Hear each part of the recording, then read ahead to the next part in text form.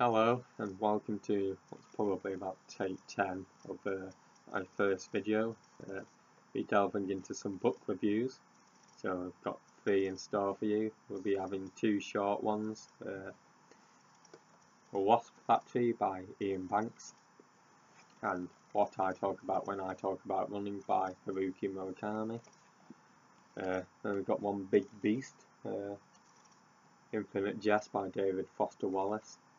So we're hoping to spend about a minute or two on the first two books and then going in a bit deeper on Infinite Jest. So Iain Banks, this was his debut novel, and I guess before Pokemon Go came out, most hobbyists used to collect insects, and this guy's insects are wasps. So it's been a while since I've read this book, but basically the protagonist Frank, it deals with his daily life routines, quite disturbing routines, and you sort of hear him retell how he came to be a serial killer, and his brother in the present time has escaped from a mental institute and is on his way back home. So as it transpires, eventually you keep getting referenced back to the Wasp Factory, and about maybe 2/3, 3/4 of the way through, the factory is actually revealed, and because it's building up throughout the novel until the point when it's revealed, sometimes it can be a bit dangerous because it falls flat, but this one, it does pay off the revelation. Then you're probably thinking, well, after a big reveal, what's the point in reading? But you know, there's a few more twists and turns in store that Iain Banks keeps up his sleeve, so it's definitely one worth reading. But it is dark, it is cruel, you know, lots of animal cruelty, human cruelty, so it's not one that you'll be reading as a bedtime story for your children. And you know, if you're not into the sort of violence and dark, wouldn't call them dark undertones, dark overtones, then I wouldn't buy this book. But otherwise, you know, I found it dead simple to read, you know, in terms of prose language. So and it's actually sort of found its birth in sort of being written as a quote-unquote sci-fi book, where the protagonist was seen by the author as being an alien, and the island where he lives on that as sort of a planet. And as you may or may not know, Iain Banks was a science fiction writer under the name Iain M. Banks.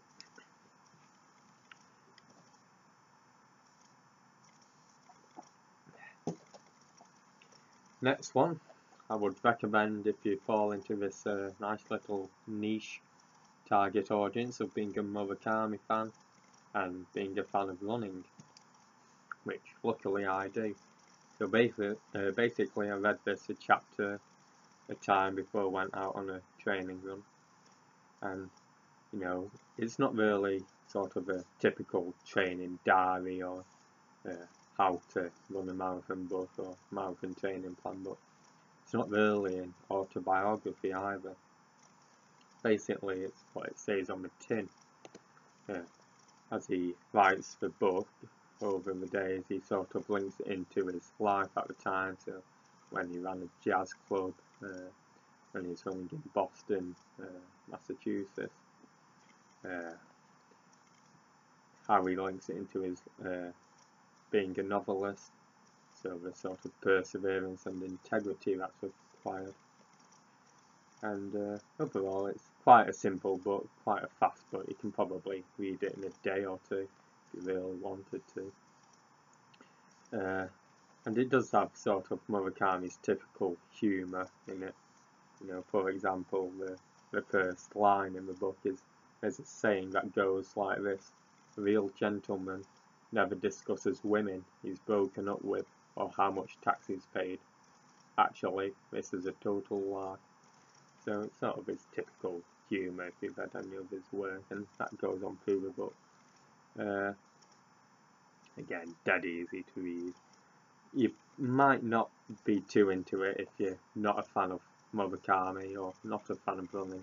I think you've sort of got to fit into both camps to make the most out of this, but you know, maybe if you want to hit it up, here it is. You can probably flip through it in the library really, but there you go. Right. Sorry folks, getting a bit dry. So now the big beast, Infinite Jest, is sort of knocking adults out, I think. About 900 and odd pages long, when you've got 100 and odd pages of endnotes. But sure that those of you who've heard the book know about its sort of notorious length. But what is the plot?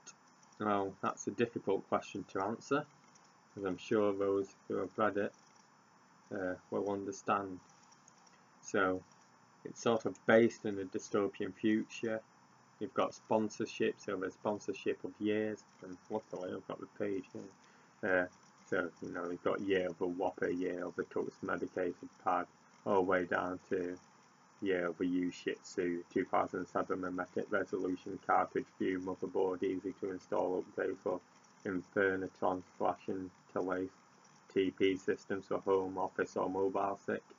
But most of the plot is in the year of a Depend adult undergarment.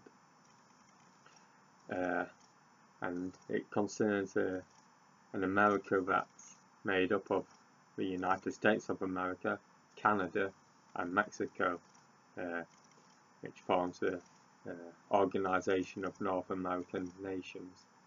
And there's sort of political tension between Canada, specifically Quebec, and America, because between America and Canada there's this concavity or convexity, which is essentially toxic wasteland gifted to Canada, where the USA, or the former USA, dump all its waste. So the plot, it's more of a thematic plot concerning characters, I think, and everyday lives of characters, intertwined with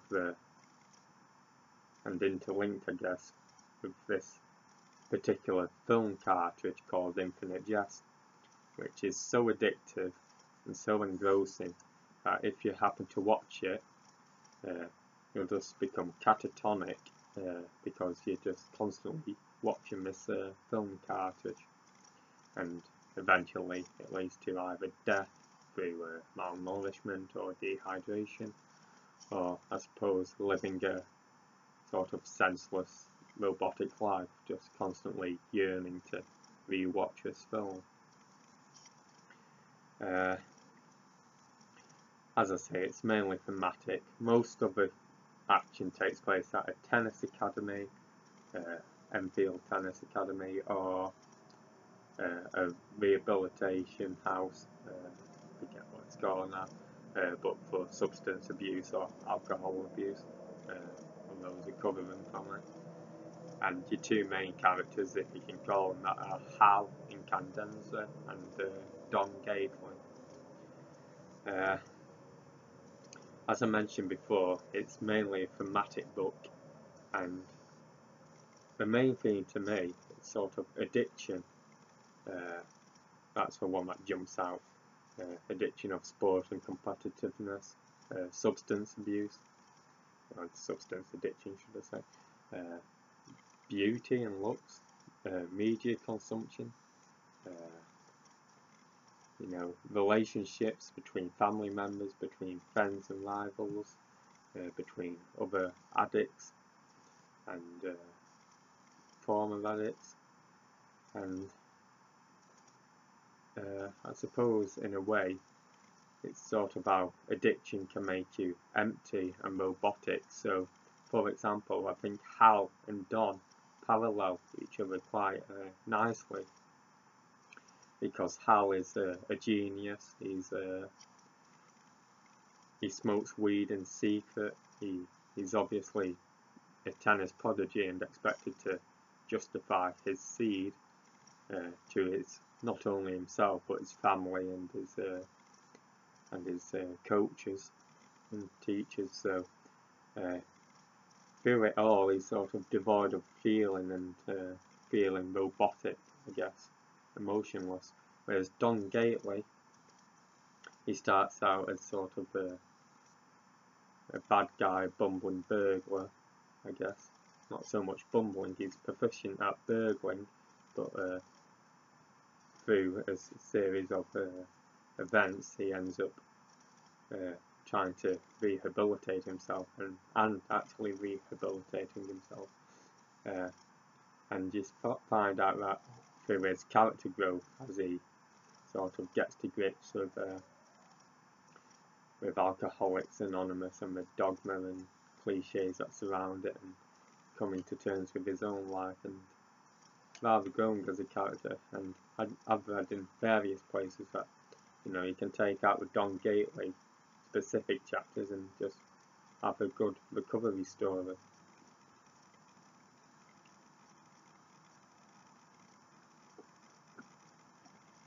So I think, you know, it shows that addiction can make you distant and mechanical, I guess.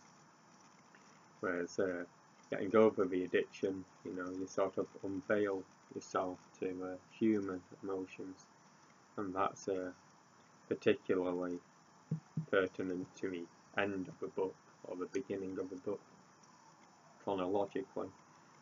So keep an eye out for that if you're a first time reader, I guess.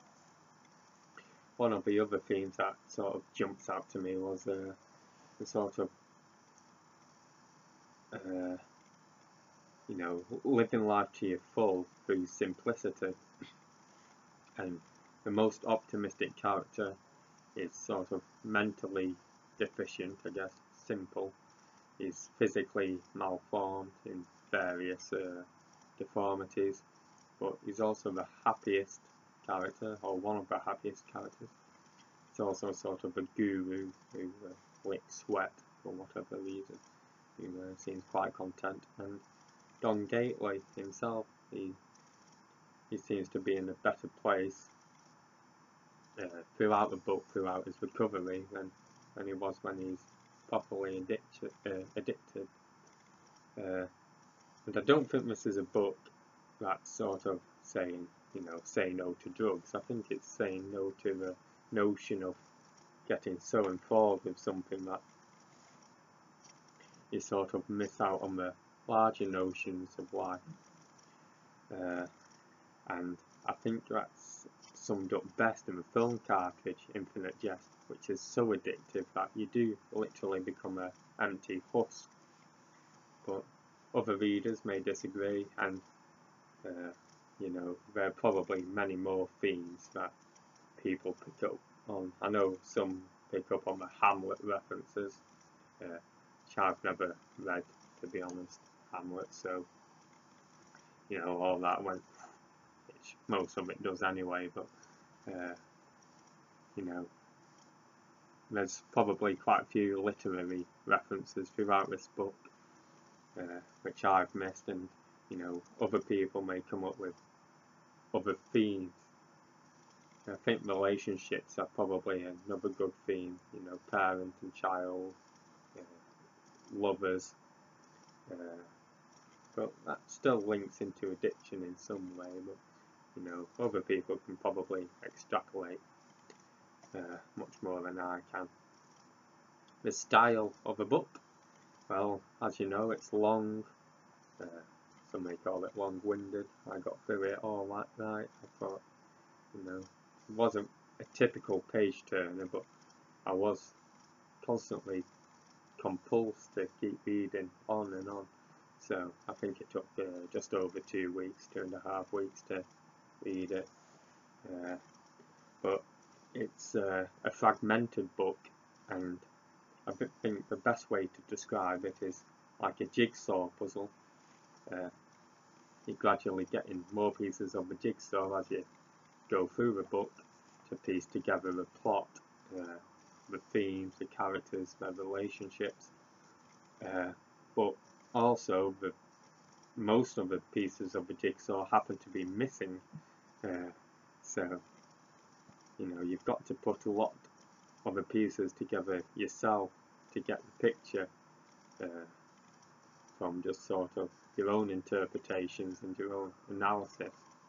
But it's not a simple read through it and get the whole plot. It's a read through and then read again, and then sort of get an idea of a whole picture, which I really did enjoy.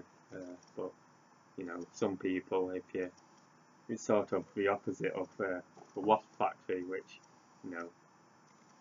this one doesn't reveal directly what's in the cartridge. It hints at it, and it gives you some good clues and some good bits of dialogue about the cartridge, but doesn't directly reveal it. And I still think it pays off, and probably for the better, because how can you portray something that's supposed to be so great through through words? I guess it's possible, but whereas this reveal, it did pay off, but I don't think it's possible to do in Infinite Jest to the same extent as in the Wasp Factory. But again, others might disagree, and even some people might say that the Infinite Jest cartridge was revealed fully. It's sort of open to interpretation, I guess. The writing style can be a bit idiosyncratic, a bit.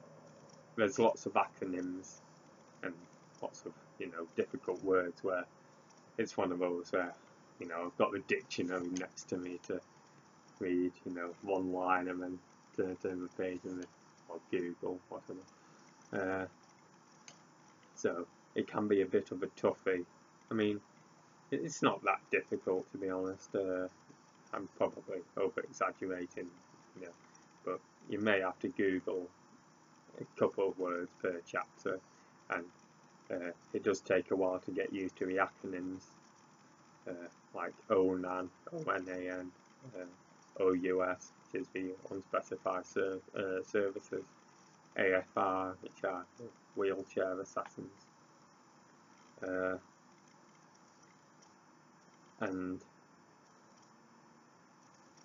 but as I say, some of the language is wonderful, and there's one particular point, there's a couple of points where I really just love the style, and how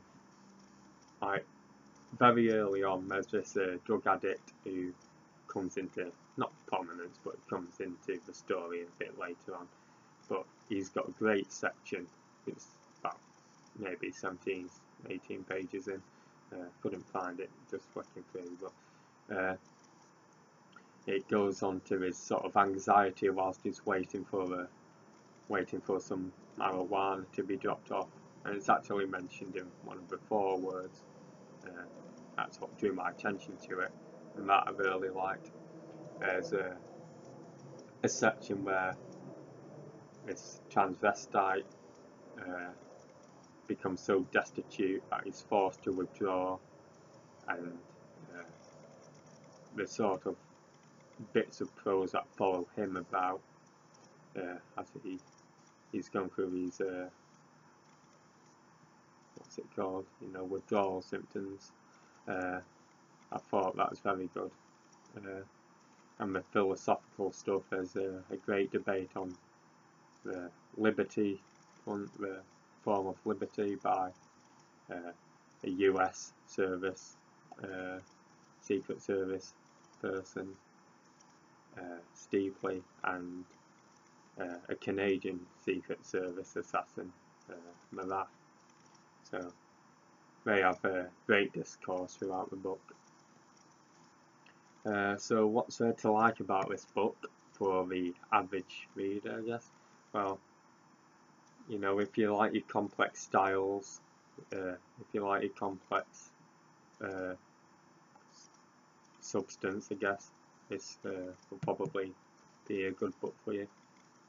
the language and idiosyncratic styles, as I say. There's some great bits within it. Humour, it's not one where it's laughing out loud, to be honest, or rolling on the floor laughing or whatever. There are some, I think most of the humour is sort of through its parody and satire. So the sponsorship thing, you know, media advertisements and stuff, it's not really, you know, one that you'll be going ha ha ha ha at, but can probably raise a slight smile, you know. Bit that I liked very well was there's this puppet show done by one of the characters, which was a parody, which was based off a parody of a movie. I thought that was done very well, and that sort of explains the political circumstances without, you know, direct exposition, which I thought was good. And you know, there's one scene where this wheelchair assassin just plows through and kidnaps somebody down the hill. So, you know, that was quite good on the slapstick front. But you know, I've heard some people say that we really did like the humour in it. So, you know, if you're one of those people, then all the better for you, I guess. I also liked the knowledge that David Foster Wallace displays through it. His knowledge on tennis, you know, you can tell that he was into the sport. His knowledge on drugs and pharmaceuticals. You know, most of the end notes do concern that. Should mention the end notes actually. Some of them are just little asides, but some of them really get into the background or into even the foreground of what's going on in the story. So what might you dislike about the book? Well, if plot resolution is your thing and just reading through a plot, maybe you might want to give it a miss. I mean, I'd say, you know, you can read it and probably enjoy it at face value, which is what I sort of did at first glance, because it wasn't until after it finished when I sort of googled, you know, and then gave it a second glance through, and you sort of put all the pieces together. There are some very dark, perverse elements, a bit like the Wasp factory, but in some cases even darker than that. You know, cases of paedophilia and some very cruel animal treatment. So again, if that's not your thing, you probably want to, I wouldn't say avoid it, because purely on the basis of that, if you're really put off by it, you know, give it a miss. But if it just disturbs you slightly, you know, I'd definitely read through it, because I think it justifies it, and the characters that are cruel aren't portrayed in a positive light at all. The style might put people off, or the acronyms can get confusing, the end notes. I know people don't like flicking back and forth, so I guess some people won't like that. But and one thing that I did find quite funny is actually how all the phone conversations between Hal and his older brother Orin seem like not really conversations, it's just like two people talking at once about different subjects. Eventually we get to a point, but I always find them a bit weird. I don't know. Maybe if you like, there's one particular conversation where Orin, I think, is talking about maybe his dad's burial, and Hal is just talking about flicking toenail clippings into a wastebasket. But otherwise, I think it's one that should definitely be on your read list. It's not my favourite book. I know a lot of people do have it up there. I honestly couldn't say at this point what my favourite book is, but you know, definitely one for your bookshelf if you're interested. So that's quite a long one. What's next for me? Well, I'll be going on to some sci-fi next. Alistair Reynolds' Revelation Space. I'm looking forward to that. I've not read a Reynolds book, but you know, I've read Iain M. Banks, I've read Peter F. Hamilton, Stephen Baxter, so I think it's time to dive into him. But for now, it's been about 25 minutes. So thank you for watching, if indeed you did watch, and see you next time, I guess.